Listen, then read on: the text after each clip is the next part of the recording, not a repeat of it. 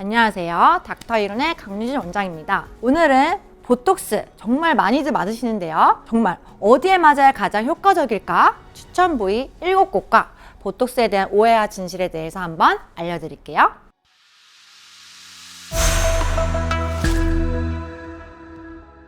보톡스는 사실 이제 근육의 움직임을 좀 마비를 시키는 건데요. 정적 주름이라고 골진 주름이 있는 데는 이제 보톡스 효과가 좀 떨어질 수는 있는데 어느 정도의 리프팅 효과를 주면 좀 펴질 수가 있고, 우리 움직임이 많은 부분에 보톡스를 자연스럽게 시술을 하면은 훨씬 동적 주름 예방을 할 수가 있고, 주름이 너무 깊어지지 않게 관리를 할 수가 있습니다. 그래서 대표적인 부위를 한번 설명을 해드릴게요. 우리가 눈을 치켜뜨거나 찡그리거나 할 때 많이 움직이는 부분이 어디죠? 바로 이마랑 미간과 눈가입니다. 그래서 이마, 미간, 눈가는 세트로도 많이 받을 수가 있는데요. 너무 과하게만 잡지 않으면 정말 자연스럽게 주름이 펴지고 예방을 할 수가 있어요.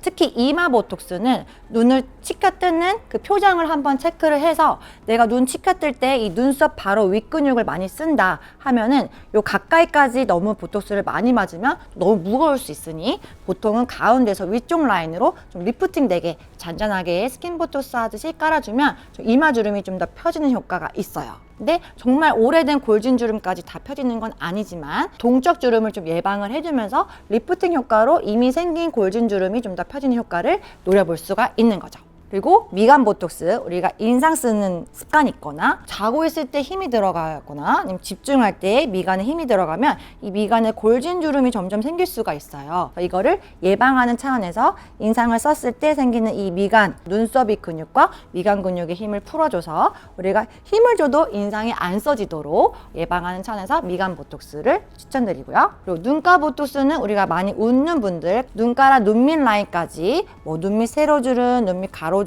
까치발 주름 이렇게 연결되면서 주름이 지는 부분들이 있을 수 있어요. 이 주름이 너무 진해지면 또 나이 들어 보일 수가 있거든요. 그래서 정말 자연스럽게 눈가에 까치발 주름 예방 차원에서 깔아주고, 눈밑 주름도 아주 깊지 않게 아주 잔잔하게 스킨 보톡스 하듯이 소량만 시술을 해주면 웃을 때 어색하지 않은 표정을 유지할 수 있으면서 주름을 예방할 수 있습니다. 그래서 이마랑 미간, 눈가는 정말 많이들 하는 부위인데요. 이 세 부위만 잘 받아도 5살 어려 보이는 동안 페이스를 유지할 수 있는 비법입니다. 그리고 특별한 부분으로 봐보면 하방 근육을 잡아주는 부분이 중요할 수 있는데요. 바로 입꼬리 내리는 근육을 잡아주는 입꼬리 보톡스입니다. 나이 들면서 입꼬리가 처지면 가만히 있어도 뭔가 우울해 보이거나 심술나 보이는 인상을 줄 수가 있는데요. 입꼬리 내리는 근육의 힘을 살짝 약화시켜주는 입꼬리 보톡스를 해주면 뭔가 인상도 밝아지면서 입꼬리가 처지지 않게 예방을 할 수가 있습니다. 다만 입 주변의 근육은 정말 조심해야 되는데요. 잘못 침범하면은 입꼬리가 삐뚤어진다든지 아니면 발음할 때 웃을 때 어색해진다든지 이런 부작용이 있을 수 있기 때문에 정말 입꼬리 내리는 근육만 살짝 소량만 보톡스를 잘 해야 됩니다.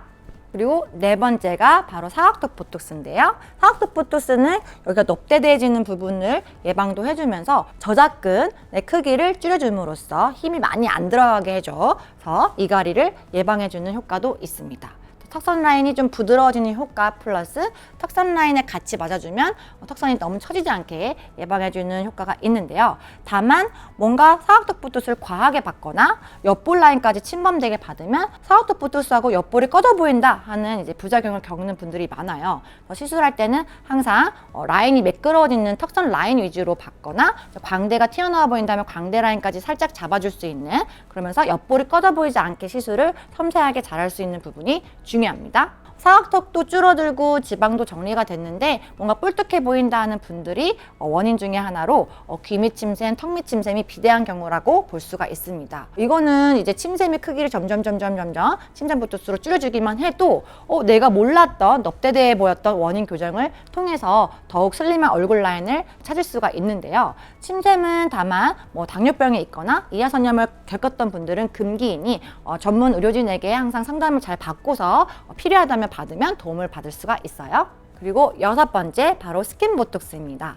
중요한 일정을 앞두고 계신 분들이 많이 받는 시술인데요. 스킨 보톡스는 스킨에 잔잔하게 아주 얕게 주사를 하는 거라서 스킨이 되게 쫀쫀하게 펴지고 잔주름 모공 타이트닝 효과가 있습니다. 그리고 피지 분비를 줄여주는 효과가 있어서 번들거림도 해결이 되면서 얼굴이 잔잔하게 리프팅되는 효과도 있기 때문에 중요한 일정 앞두고 계신 분들 한 달 전에 받으면 알게 모르게 예뻐진다는 시술 중에 하나고요.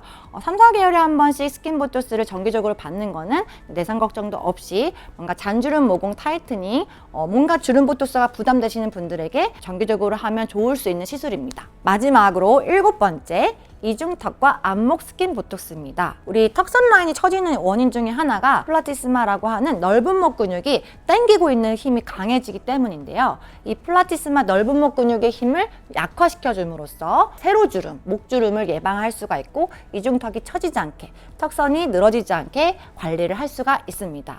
이렇게 해서 제가 추천하는 7부위의 보톡스 시술 부위에 대해서 정리해 보았습니다. 그럼 보톡스는 맞으면 바로 효과가 나타나나요?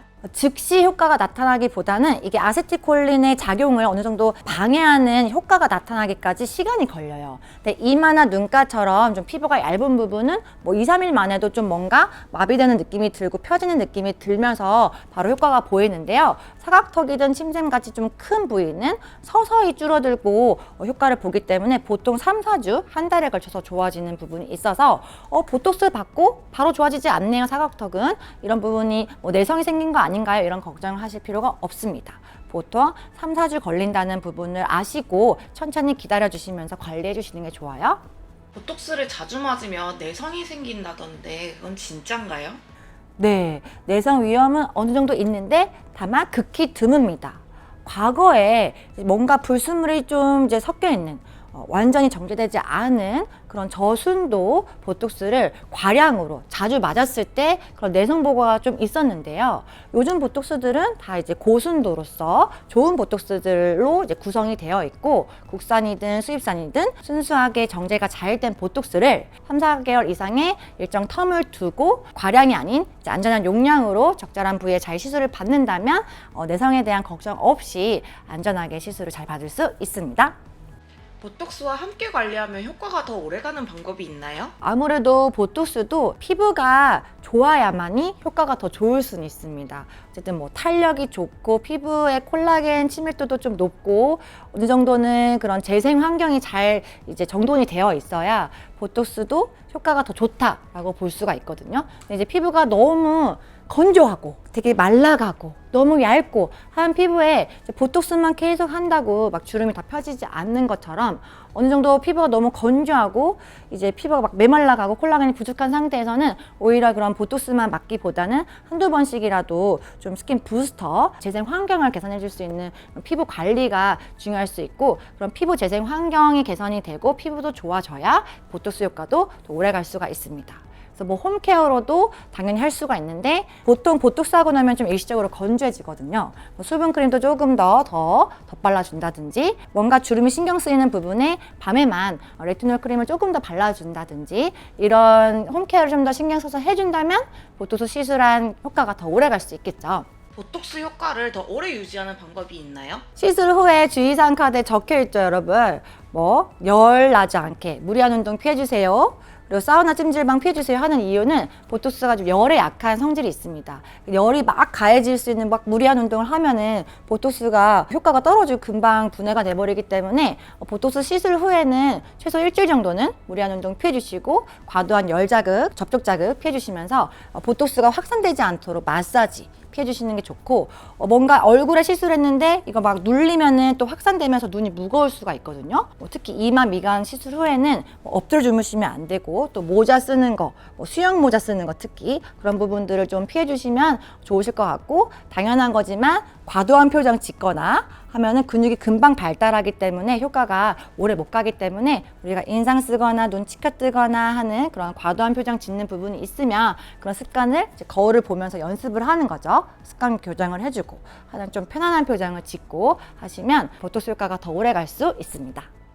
네, 오늘은 보톡스의 오해와 진실, 그리고 보톡스 시술을 받으면 효과가 좋은 부분에 대해서 한번 간략히 설명해 드렸고요. 여러분들 보시면서 나는 이런 부분에 보톡스가 필요할 것 같은데 어떨까요? 아니면 나는 이 부분에 보톡스 효과가 정말 좋았어요. 아니면 부작용 때문에 힘들었어요. 이런 부분이 있으면 댓글 남겨주시면 제가 거기에 대한 좀 답변을 드리도록 하겠습니다. 또 궁금한 점 있으시면 언제든지 댓글 남겨주시고요. 이번 영상 도움되셨다면 구독과 좋아요 부탁드릴게요. 이상 닥터 이룬의 강유진 원장이었습니다. 감사합니다.